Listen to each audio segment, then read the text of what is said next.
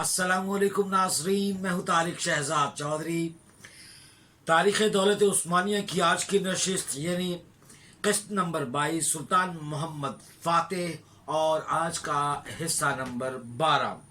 आपको बड़ी ही खुशनुमाई और बड़ी ही तकरीब तदरीब रूनुमाई जो है इसकी, उसके हवाले से आपको खुश आमदीद कहते हैं। नाज़रीन इकराम, आज की हमारी नशिस्त ख़ास तौर पर उन तमाम मज़ाहिरात की कुल्फ़त अंगेज़ियाँ जो हैं उससे पर्दा उठाती है कि किस तरह से मुसलमानों ने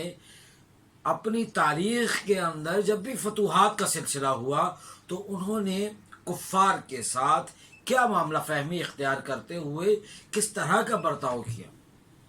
उनके कैदियों, उनकी औरतों, उनके बच्चों के साथ किस किस्म का बर्ताव और किस किस्म का उनके साथ उसने सलूक रवा रखा। तारीख़ इस्लामिया की सूरत में अगर देखें तो फ़तह मक्का के वक्त हुज़ूर नबी करीम सल्लल्लाहु अलैहि वसल्लम ने जिस तरह से अबू सुफियान जैसे लोगों के घर को भी मक्का शरीफ के अंदर वो दारुल अमान करार दिया कि जो शख्स उस घर में चला जाएगा वो अमान पा जाएगा। तो इस्लाम की जो असल में फितरत और नीयत जो है और जो तनीयत है वो इतनी ही मुस्तबद्दत और इतनी ही मुतबद्दत है कि उसका इस्तेहकाम और उसका साया जो है वो इतना शफ़क़त वाला है कि वो फतह और शिकस्त के, जैसे हमने अक्सर कहा कि वो मादी और मानवी मानी अल्लाह रब्बुल इज़्ज़त की रज़ा के लिए है और इसके लिए कोई ऐसा दो राय है नहीं है। और उस्मानियों की तारीख़ के अंदर भी हमने देखा कि वही जज्बा जो है वो तरातुब खेज़ है और जब तक इलाए कलिमतुल हक़ के लिए आवाज़ उठी, जब तक अल्लाह और उसके रसूल की इत्तिबा और इताअत के मामलात हुए तो वहाँ पर वो जो सुन्नत नबी सल्लल्लाहु अलैहि वसल्लम को अपनाया गया। बहुत सारे सवालात आज के दौर में ऐसे उठाए जाते हैं तहक़ीक़ी हवालों से, जिसमें ये कहा जाता है कि फ़तह कुस्तुनतुनिया के वक्त जो उस वक्त के कैदी थे, जो औरतें थे, जो बच्चे थे, उनके साथ कोई अच्छा सलूक रवा नहीं रखा गया। और ये तकरीबन तमाम के तमाम जो ये इस तरह के लिखने वाले मुअर्रिख़ हैं वो बुनियादी तौर पर तारीख़ी ख़यानत करते हैं और तारीख़ी ख़यानत के साथ साथ उनके पास कोई ऐसा मवाद है ही नहीं जिससे वो ये साबित कर सकें और उनके पास कोई ऐसी दलील नहीं, उनके पास कोई ऐसा इतना मुस्तनद हवाला ही कोई नहीं कि वो बता सके कि किस तरह से सुल्तान फ़ातेह या उनकी जो सिपाह है उन्होंने बेहुरमती की या उन्होंने कोई खिलाफ शरअ फैसला किया या लोगों को जानबूझकर उनके खून रेज़ी की और उनको उनकी लाशों को अपने घोड़ों की टापों के नीचे रौंदा। हाँ, एक बात अलग है कि हर जो इतनी बड़ी फ़तेह होती है, तारीख़ की एक बड़ी फ़तेह थी, उसमें हमने पिछली नशिस्त से ज़िक्र किया था कि जिस तरह से उदबा और जो वहाँ पे दानिश्वर हल्का था उस पर उसके असरात मुरतब हुए और उस पर उन्होंने लिखा, नोहे लिखे, उन्होंने उसके ऊपर रज़मिए लिखे और दर्द की दास्तानें लिखी।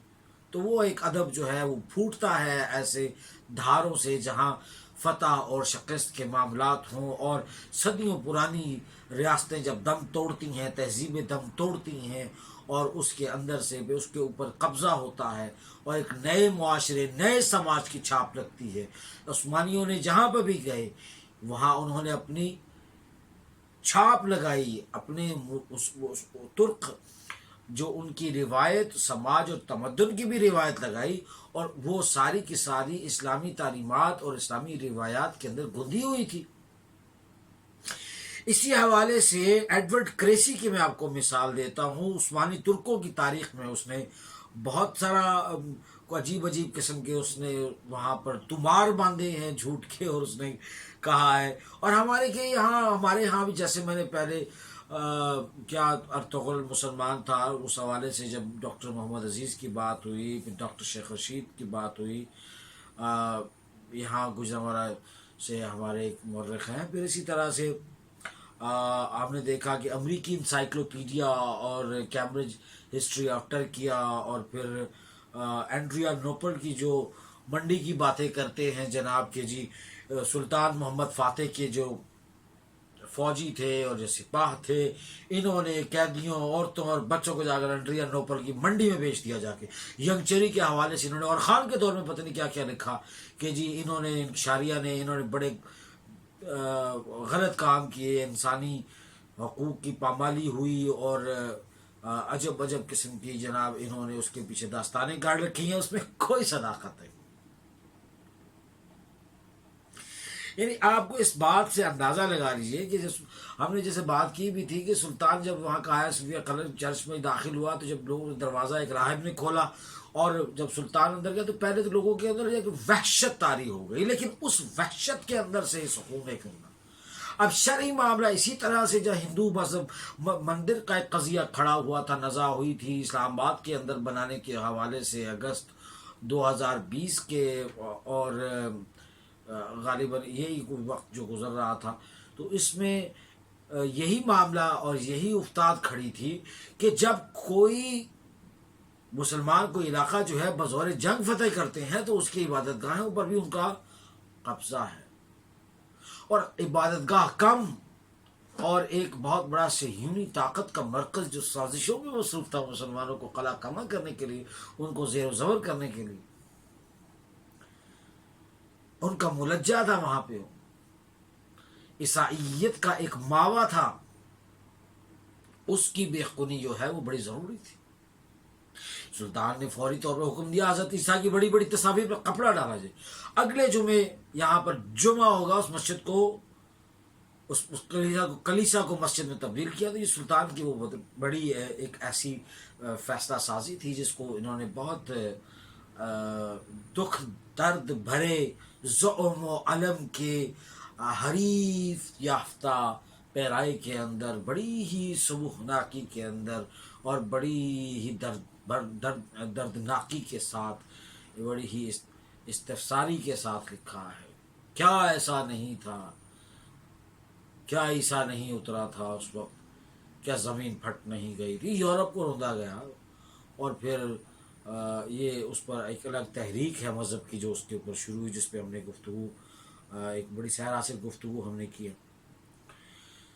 پھر اسی طرح سے جوانب المزیہ کتاب ہے جناب، صفحہ نمبر 267 ہے، اس کے صفحہ نمبر 267 کے ساتھ یہ 285 میں بھی اسی طرح لکھتے ہیں کہ اجنادیوس کو انہوں نے اپنا راہب اور بشپ منتخب کر لیا، بڑا یعنی جو مذہبی پیشوا ہے عیسائیت کا. اور سلطان نے کہا کہ ہمارے تو فیصلے اور طرح سے ہوتے ہیں، لیکن آپ کا چونکہ معاملہ کچھ اور ہے تو آپ اپنے فیصلے اس طرح سے رکھیں جس طرح سے آپ کی مذہبی تعلیمات ہیں اور آپ کی روایات ہیں. کسی کو چھیڑا نہیں جائے گا، شرارت کرنے والے کو چھوڑا نہیں جائے گا. آپ اپنے مذہب کی آزادی کے مطابق جس طرح سے آپ کی رسومات ادا کریں، اپنے مردوں کو اس طرح دفنائیں، اس طرح آپ اپنی اپنی جگہ پہ اپنے اپنے کاروبار جو آپ کے ہیں وہ آپ کے ہیں. نہیں، وہ کاروبار میں کوئی جا کے وہاں پہ ڈاکہ زنی نہیں کرے گا، نہ اپنا اس کے اوپر حق جتائے گا. اور اسی طرح سے انہوں نے اور بڑی ایسی چیزیں تھیں دیواروں پر، جو مطلب سماج جو تھا عیسائیت کا، اس کے لیے انہوں نے بڑا کام کیا اس وقت. اور پھر تعلیم اور تربیت اور علماء کو کا وہاں پہ حرکت پذیر ہونا، اور اسلام کی دعوت کا کام جو ہے، دعوت اسلام. آخر میں اس نشست کے آخر میں کہ سلطان محمد فاتح نے کس طرح سے مغلوب نصرانیوں کے ساتھ رویہ اختیار کیا، اور اس کا جو برتاؤ ہے وہ بڑا عظیم القدر ہے، بڑا شاندار ہے. شہر کے تمام ہی چوک اور چوراہے اور بڑے جو عمومی عوامی مراکز تھے، وہاں پر یہ اعلانات کیے گئے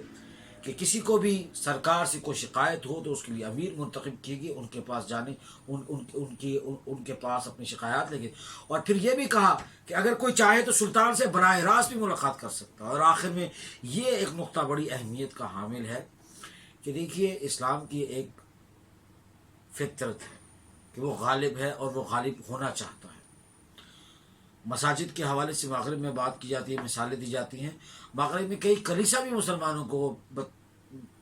بیچ دیے گئے کہ آپ یہاں مسجد بنا لیں، بلکہ کئی تو مثالیں ایسی ہیں کہ جمعے کے دن اس کو مسجد میں تبدیل کر دیا جاتا ہے اور کہا جاتا ہے کہ جہاں پہ آپ اپنی نماز ادا کریں۔ اور یہ سارا امریکہ، یورپ اور جہاں جہاں پہ عیسائیت یا غیر مسلمان آباد ہیں، وہ آپ کو یہ معاملہ کرنے میں کوئی عذر نہیں۔ آپ داڑھی رکھیں، آپ روزے رکھیں، کوئی مسئلہ نہیں، آپ کو چھٹی بھی ملے گی۔ آپ کو عید الاضحیٰ پر یہاں مسلمان ممالک سے زیادہ وہاں پر بڑے بڑے بڑے بڑے 50% کے آپ کو ڈسکاؤنٹ آفرز، کاؤنٹرز، مسلم کاؤنٹرز، رمضان کاؤنٹرز نظر آئیں گے۔ شاید وہ اس حوالے سے مسلمانوں سے زیادہ پیش ہیں، وہ ہمیں زیادہ اس حوالے سے آگے بڑھتے ہوئے نظر آتے ہیں کہ مسلمانوں کے جو اعتقاد ہے اور ان کے جو تہوار ہیں اور ان کی جو اوبلیگیشنز ہیں، جو مذہبی ذمہ داری ہیں، ان کے جو دین کے ارکان ہیں، اس کو پورا کرنے کے لیے بڑی عید آتی ہے، جانوروں کے ریٹ کم کر دیے جاتے ہیں تاکہ یہ اپنی قربانی کا فریضہ انجام دے سکیں۔ یہ سب کچھ ان کو منظور ہے، لیکن سود جسے کہا جاتا ہے، سود ان کو منظور، یعنی کہ جو اتباع ہے، بڑی تفصیلی نشست ہوئی اطاعت و اتباع کے حوالے سے۔ اطاعت تو ہے، ٹھیک ہے، وہ ہمارے ہاں بھی ہے، مسلمانوں کے اپنے اندر بھی ہے، لیکن اتباع کا جو معاملہ ہے، اس کو ایکٹ اپون کرنا، اس کو ڈالنا اپنے کردار کے اندر، اس کو خاص رنگ کے اندر اس کو جاوید کر دینا، زندہ کر دینا، وہ نہیں ہے نا۔ گرمی خاکی دوبار ہے زندگی، اور شہ عالم کی انہی مرصع سازیوں کے اندر جو یہ معاملہ ہم نے آپ کے سامنے پیش کیا کہ وہ اسلام جو ہے ان کو بطور راستہ، بطور ہدایت، بطور جامع زندگی اور بطور حکمت زندگی اور کامل راستہ جو ہے زندگی کا، نور ہدایت، ضابطہ حیات ان کو کبھی منظور نہیں۔ یہ آپ معاملات کر لیں جو ظاہری طور پر، لیکن اس کو ڈھالنے کی بات کریں، اس کو اپنے کردار کے اندر اس کو اتارنے کی بات کریں تو کبھی وہ برداشت نہیں کریں۔ Cambridge history of Turkiye, Cambridge history of Arabia, یہ یہاں پر جو مغلوں کا حشر کیا ہے انہوں نے، کیا آپ سمجھتے ہیں کہ ٹیپو سلطان کو انہوں نے کیا نہیں کہا؟ ماں سوائے چند ایک مورخین نے ان پر پابندی لگی، ان کی کتابیں پھاڑی گئی، باقیوں نے ٹیپو سلطان کو ایسے سے الفاظ سے پکارا کہ میں اس پر گفتگو نہیں کر سکتا، چونکہ ہم اپنے اس مجموعی موضوع سے ہٹ جائیں گے۔ تو آج کا ہمارا جو موضوع تھا سلطان محمد فاتح کا فتح قسطنطنیہ کے بعد قسطنطینی لوگوں سے جو ان کے جو نصرانی قید ہوئے تھے ان سے کیا رویہ اختیار کیا،